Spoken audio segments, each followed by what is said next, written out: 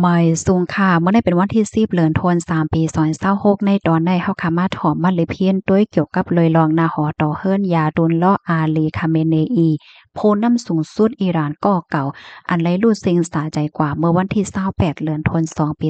2026นั่นค่ะเนาะยุ่มยำว่าหลายๆก็แต่ใครฮู้ว่ามีแม่นางหลายก็มีลูกล่างหลายก็และเจ้าไหนอยู่เฮาค่ะก็ย้ำใกล้เยียนเปิ้นว่าศาสนาอิสลามได้ปันขว้างให้โพจ่ายเอาเมลัยเป็นอะไรก็ว่าสังว่าเจ้าไหนเนี่ยค่ะเนาะตอนตาผู้นำสูงสุดอิหร่านก็เก่าที่ก็มีแม่นางก็เหลียวก้อยชื่อห้องว่ามานซูรีโคจัสเท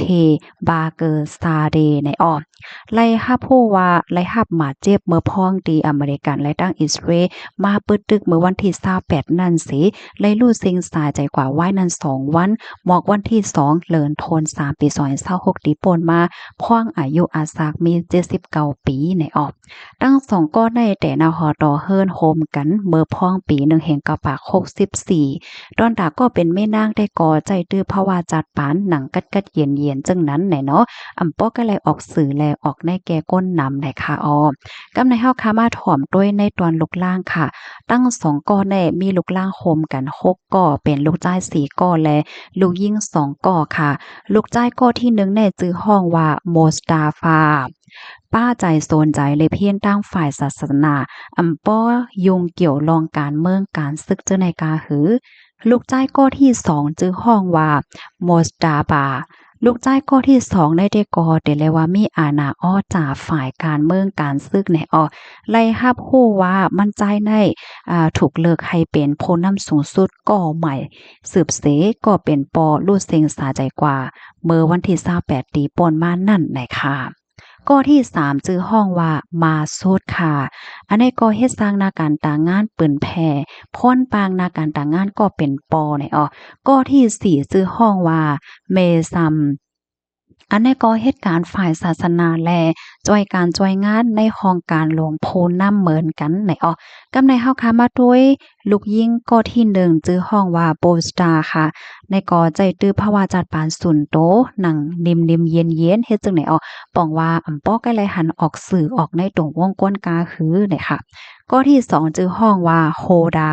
ไล่ฮับฮู้ว่ามันนางก่อนในได้ก่อไหนไล่รู้เซ็งสาใจกว่าอ่า ตั้งก็เป็นปอมือวันที่28ที่ป่นมานั่นค่ะนะเนาะป้องว่าเมื่อวันที่28ที่ป่นมาลวงตีอันตั้งฝ่ายอเมริกันเข้าอิสราเอลเข้ามาปึดตึกนั่นในมะนางก็ไล่รู้สิ่งสาใจกว่าป้ามือพ้องนั่นในเพราะว่าเฮาคามาด้วยค่ะนะลวงตีอันเกิดขึ้นเป็นกว่าเมื่อปลายเดือนธันวาคมที่2ในเดเลยว่าเฮ็ดให้นาหอต่อเฮิรนเขาในโคบทบยาหลวงลู่ใหญ่ซุ่มโหลงไหนค่ะนอกเลือเสตัวผู้นำสูงสุดและก็เป็นแม่นางเหย้ายังไหลรับฮู้ว่าลูกยิ่งอันจื้อห้องว่าโฮดาลูกโขยลูกไปอันจื้อห้องว่าซาดาก็เป็นแม่นางลูกจ้ายก้อที่2อันจื้อห้องว่าโมสดาบาและตั้งหลานเทียงตีเอมัน1-3ก่อในเลยรู้สิ่งสาใจกว่าป้าไหนกำในเฮาคามาถ่อมด้วยเทียงเพราะว่าจัดบ้านเกี่ยวกับเลยลวงตั้งหักแลลวงไว้วางใจลวงตั้งหักของยาดุลเลาะอาลีคาเมเนอีนะคะเดเลยว่าไว้นักปักใจเนอก็หักแลเป็นก้นหักเหลียวใจเหลียวมาต่อโจสุดปานนั่นยาวในตั้ง2ก่อค่ะเนาะก็แต่นาหอต่อเฮิรนชมกันเมื่อพ่วงปี1แห่งกปาก64ค่ะปีพุทธศักราช2แห่ง5ปากปลาย7วันตั้งที่เด็กขึ้นเป็นผู้นำสูงสุดลูกกว่านั่นยาวนะคะเข้าตั้ง60ปีอันใจตื้อเพราะว่าจัดปานโกจอมกันนั่นไหนก็บ่ฮักกันค่ะเนาะใส่ใจกันฮักเหลียวใจเหลียวนะคะต้อนมันจึงว่าฮับเอาผู้หญิงต่างก่อต่างก้นมาเพิ่มเติมเทียงปองว่าไว้แม่นางก็เหลียวก้อยไหนค่ะในตรงวงอิหร่านปานใหม่ในอธิกาเปิงหลงมันผู้ใหญ่ก้นหลงผู้นำจันกลางป้าเจิ๋มก้นวานก้นเมืองว่าสังว่าเฮ็ดจังไหนคะนะเขาก็มีลองตั้งหยุ่มยำว่าการตีเอาแม่นางก็เหลียวในเป็นรองตีหลีแลเป็นรองตีอันหลียุกยองอ้ามเป็นตัวอย่างตีหลีตอนด่าก้นหนุ่มเส้นคนใหม่ลวงอันไว้เมก็เหลียวเสหมอฮักกันหมอลุ่มล่าเฮ็ดให้นาหอต่อเฮิรนมีลองอ่อนอกอ่อนใจในมันเป็นลองตีหลีในตรงโบงในคา เป้ซ้ำว่าศาสนาเตปันขว้างให้เอาเมลัยเป็นอะไรก็ว่าในเสตาก้วยกาวาในฐานะโพน้ำสูงสุดนั่นแด้ไหนก็เลยว่างโตเป็นตัวอย่างตีหลี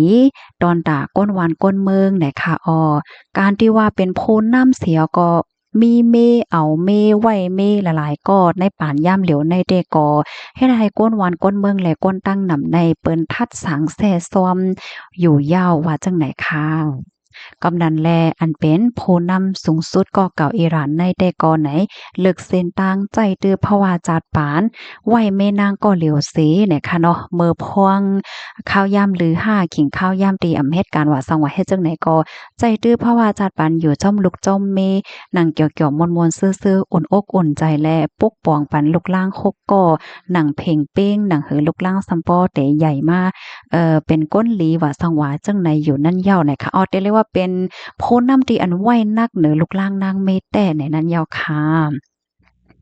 เปซัมวาอิหร่านในได้เป็นเมื่อมุสลิมซีวาในเซตากวยกาวาลวงสงอันว่าเอาไม่หลายๆก็ในอิหร่านนั่นแต่ก็มันเปิ้นสงกันยาวในเขาเนาะเมื่อวันตั้งมีอยู่วันในเซตากวยกาวารถย่อมลงกว่าติ๊กๆเนี่ยค่ะเมื่อเหลียวอันตึกว่าเอาไม่หลายๆก็อยู่ในได้ก็เป็นปื้นตีอันอยู่จ้อมวันดอกหน้าปังนั้นก็ปื้นตีอันก้นในมันหบทบลองตั้งอย่าเผิดเหี่ยวก็กาเตไลกว่าเป็นเมเบิ้น5สังว่าเฮ็ดจังนั้นก้อยเนี่ยค่ะตอนดาก้นเส้นปานกลางก้นอันที่อยู่ในวันในเว้งว่าสังว่าเฮ็ดจังไหนได้ก็เพิ่นนำส่งกันลองเอาเมหลายๆก็ยาวหน่อยค่ะพี่น้องค่ะรับถอมยาวหันถึงจึงหือพวงนะคะเนาะก็ปันตั้งหันถึงมาลายนะคะนะ